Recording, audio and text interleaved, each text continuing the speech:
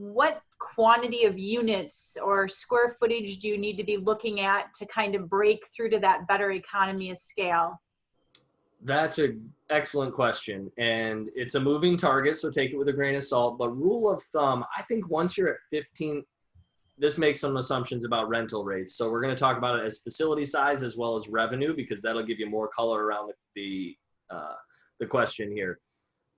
You saw 12,500 square feet didn't really get us there. I think 15,000 is a good benchmark to start with, where you're going to be more comfortable getting at that 30 to 33% expense ratio. The reason I'm having trouble clearly saying that definitively is because really what's more important is the revenue.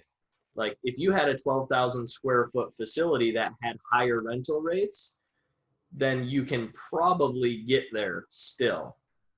What I will say as a rule of thumb is I've found it, and I'm not suggesting that it can't be done, but I'm not going to ever count on running a facility for under $2,000 a month, unless I find a reason that tells me I should be able to. But as a general rule of thumb, 24 grand a year is probably as low as I'm going to be able to get it. So by definition, if you have a property that's generating 75 grand a year in revenue, you're at that 33% mark. You've gotten to the point where economies of scale are in your favor.